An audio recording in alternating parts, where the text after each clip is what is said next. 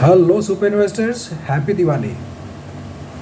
काफ़ी लोग को परेशानी हो रही है कि देखिए ऑलमोस्ट सभी कंपनियों के क्वार्टर रिजल्ट एक तो डिक्लेयर हो चुके हैं या कुछ कंपनियां बची है उनकी डेट भी डिक्लेयर हो चुकी है।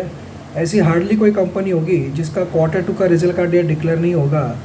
एक ही हमारी कंपनी है ब्राइटकॉम ग्रुप की कंपनी, जिसका अभी तक क्वार्टर डेट का रिजल्ट भी डिक्लेयर नहीं हुआ है, रिजल्ट का डेट भी डिक्लेयर नहीं हुआ है, जबकि 15 नवंबर ये लास्ट डेट है क्वार्टर टू का रिज़ल्ट डिक्लेयर करने की। तो अब सबके मन में सवाल है इसका असर क्या होगा और जो लीगली टेक्निकली क्या पॉसिबिलिटी है जिससे क्वार्टर टू का रिज़ल्ट डिक्लेयर होगा या नहीं होगा, यही हम इस वीडियो में बात करेंगे। और रिज़ल्ट डिक्लेयर नहीं हुआ तो उसका असर शेयर के प्राइस पे क्या होगा, इसके बारे में भी हम इस वीडियो में बात करेंगे। हमें काफ़ी उम्मीदें थी कि आज तो भी जो है रिज़ल्ट डिक्लेयर हो जाएगा, पर आज 11 नवंबर हो गई, कल तो दिवाली है, कल तो छुट्टी होती है सभी जगह पे ऑफिसेस को, तो कल भी डेट डिक्लेयर होने का सवाल ही नहीं आता है।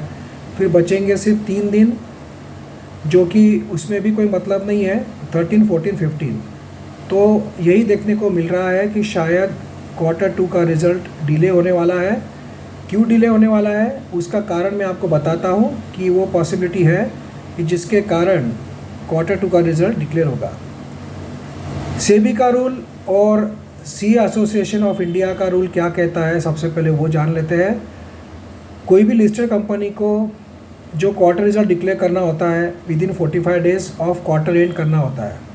45 डेज़ ख़त्म हो रहे हैं 15 नवंबर को, अभी तक क्वार्टर रिज़ल्ट की डेट भी डिक्लेयर नहीं हुई है। तो वो भी एक रूल है जो भी कंपनी अभी फॉलो करने में जो है पॉसिबल नहीं है कंपनी के लिए। रूल क्या कहता है सेबी का और जो प्रैक्टिसिंग लॉ एसोसिएशन का, the quarterly and year to date financial result में बी आइदर ऑडिटेड और unaudited subject to the following. In case of the listed entity of to submit the unaudited financial result, they shall be subject to the limited review by the statutory auditor, or the listed entity shall be accompanied by the limited review report। मतलब auditor का उस पर sign चाहिए, उनका limited review भी चाहिए, भले ही unaudited हो, बट स्टैट्यूटरी ऑडिटर का साइन क्वार्टर रिजल्ट पे होना कंपलसरी है। इन case of the listing company of the subject auditor, audit report होना ज़रूरी है, ये तो मैंने आपको बता दिया है। और एक इम्पॉर्टेंट इसमें क्या है रूल में जो कंडीशन है, कंडीशन ये है, the quarterly financial result submitted shall be approved by the board of directors, provided that while placing the financial result before the board of directors, the chief executive officer and chief financial officer of the listed entity shall certify that financial result and certify that the result do not contain any false or misleading statements or figures and do not omit any material fact which may take the statements or figures contained misleading। अब देखिए दोनों बातें जो है काफ़ी important है। पहले तो क्वार्टर रिज़ल्ट जो है जो एक सर्टिफाइड प्रैक्टिसिंग CSA ऑडिटर से साइन होना ज़रूरी है, भले ही विथ लिमिटेड जो है रिव्यू हो। दूसरा, ये जो रिज़ल्ट जो ऑडिटर देता है उसको भी सर्टिफाई करना पड़ता है कंपनी के CEO और CFO को, दोनों को करना पड़ता है। अब सवाल क्या है, कंपनी के पास ना ऑडिटर है, ना CEO है, ना CFO है। उसके बाद और एक क्लॉज है, the financial result submitted to the stock exchange shall be signed by the chairperson और मैनेजिंग डायरेक्टर और अ होल टाइम डायरेक्टर, और in the absence of all of them it shall be signed by any other director of the listed entity who is duly authorized by the board of director to sign the financial result। अब चलो ठीक है, CEO CFO नहीं है, chairman managing director अब वो भी नहीं है, तो इंडिपेंडेंट डायरेक्टर भी साइन कर सकता है। तो इंडिपेंडेंट डायरेक्टर कंपनी के पास है, बिल्कुल है, एक नहीं दो नहीं 3-4 है। एग्जीक्यूटिव डायरेक्टर विजय जी कंचारलिया भी है, तो वो साइन कर सकते हैं, but subject to what, board ने अप्रूवल देना चाहिए कि भाई ये जो डायरेक्टर है, ये इंडिपेंडेंट डायरेक्टर है या जो एग्जीक्यूटिव डायरेक्टर है, इनको हम लोग अथॉरिटी देते हैं, ऑथराइज करते हैं to sign the financial result. सबसे पहली बात तो ऑडिटर ही नहीं है, ऑडिटर नहीं रहा तो वो रिजल्ट को कोई मायने रखता नहीं है, उसको बोर्ड पब्लिश कर सकता नहीं है। और समझो ऑडिटर कोई अपॉइंट हो भी गया तो सीईओ सीएफओ नहीं है, तो उस पर सेबी ने और चार्टर्ड अकाउंटेंट एसोसिएशन ने क्या कहा है कि चलो भाई सीईओ सीएफओ नहीं है, chairman, managing director, independent director कोई भी साइन कर सकता है। बट अभी इंडिपेंडेंट डायरेक्टर तो है, बट बोर्ड का अप्रूवल चाहिए कि इसमें से कौन साइन करेगा जो फाइनेंशियल स्टेटमेंट पे ऑडिटेड जो क्वार्टरली रिजल्ट है उसके ऊपर। अब मुझे बताइए, अभी जिस हिसाब से पैनिक का सिचुएशन है, आपने देखा होगा कुछ दिनों पहले ही एक इंडिपेंडेंट डायरेक्टर ने रिज़ाइन कर दिया डर के मारे। अब जो बचे हुए डायरेक्टर हैं, देखिए होल टाइम डायरेक्टर जो होते हैं ना, उनको डे टू डे वर्किंग के बारे में पता होता है, बट जो इंडिपेंडेंट डायरेक्टर होते हैं ना, वो एक कहते हैं ना गेस्ट अपीयरेंस होता है उनका, पिक्चर में होता है वैसे, तो उनको डे टू डे कुछ पता नहीं होता है, तो वो कोई रिस्क लेगा नहीं कि भाई मैं साइन कर दूंगा इस फाइनेंशियल रिपोर्ट को, क्वार्टर रिजल्ट को।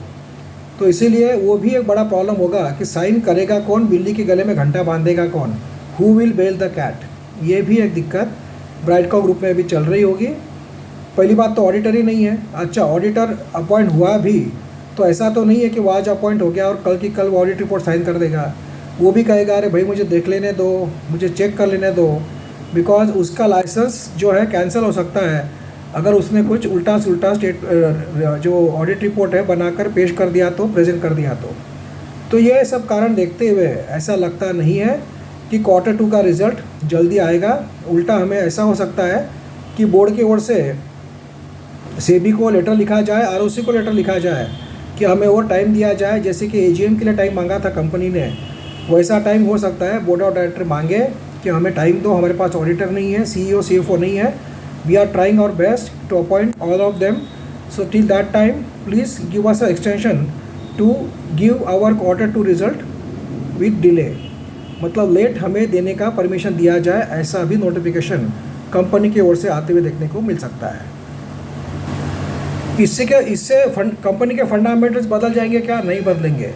कंपनी ने जो आउटलुक दिया था फॉर द फाइनेंशियल ईयर 23-24 वो वैसा ही रहेगा। मुझे नहीं लगता है कि इससे कोई रेवेन्यू प्रॉफिट में कोई गिरावट आएगी या कोई चेंज हो जाएगा। ओनली थिंग इज़ कि सब सब्सिडरी काम कर रही है, कंपनी का काम बंद नहीं हुआ है, बट सवाल ये है कि वो सब डेटा जमा करके उसको सर्टिफाई करके ऑडिट करके जो प्रेजेंट करना है वो कोई भी अभी तक हो नहीं सकता है जब तक स्टैट्यूटरी ऑडिटर कंपनी का ना हो या सीईओ सीएफओ नहीं हो, या फिर बोर्ड ऑफ डायरेक्टर्स कोई ऑडिटर को अपॉइंट करे और खुद जो जिम्मेदारी ले कि भाई मैं साइन कर दूंगा इस ऑडिट रिपोर्ट को, क्वार्टर 2 के रिजल्ट को। जब तक ये बात आगे नहीं बढ़ेगी तो इसके कारण ये डिले होगा, और डिले होगा तो कि कंपनी का फाइनेंशियल्स बदलने वाले नहीं है, ना ही प्रॉफिट घटने वाला है, ना रेवेन्यू घटने वाला है। तो वो बारे में आपको टेंशन लेने की ज़रूरत नहीं है, क्योंकि कंपनी में कामकाज बंद नहीं हुआ है, सिर्फ ये टेक्निकल इशू है। टेक्निकल प्रॉब्लम ऐसा है कि जिसके कारण ये जो क्वार्टर 2 का रिज़ल्ट है डिले हो रहा है, ना कि कंपनी के रिज़ल्ट ख़राब आने वाले हैं, ना ही कंपनी में कोई लॉस हो गया है, ये कोई रीज़न नहीं है। ये एक लीगल और टेक्निकल बात है कि ऑडिटर होना ज़रूरी है, इसने साइन करना है, उसने सर्टिफाई करना है। तो ये सब जितने भी पोस्ट है अभी तक वैकेंट है, जिसके कारण रिज़ल्ट डिले हो सकता है। तो इससे निराश होने की ज़रूरत नहीं है। बट हाँ, जब तक रिज़ल्ट का कोई डेट या कोई अपडेट कंपनी की ओर से आता नहीं है, शेयर में सुस्ती बनी रहेगी, शेयर थोड़ा सा स्लो ही चलेगा। हम बहुत ज़्यादा तेज़ी की उम्मीद नहीं कर सकते हैं। बट जैसे ही इस बारे में कोई नोटिफिकेशन आएगा, कोई पॉजिटिव अपडेट आएगा about appointment, about CEO CFO, auditor, MD कोई भी अपॉइंट हुआ तो डेफिनेटली शेयर में फिर से तेज़ी आ सकती है। और एक बार ऑडिटर होगा तो हो सकता है 15 डेज 1 मंथ में ऑडिटर अपना काम करके क्वार्टर 2 का रिजल्ट डिक्लेयर कर भी सकता है।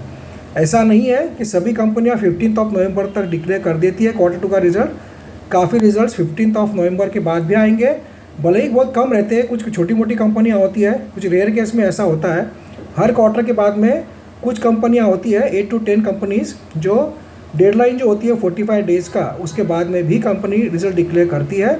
उसके लिए कोई पेनल्टी भरनी पड़ती होगी, वो भर के कंपनी रिजल्ट डिक्लेयर करती है।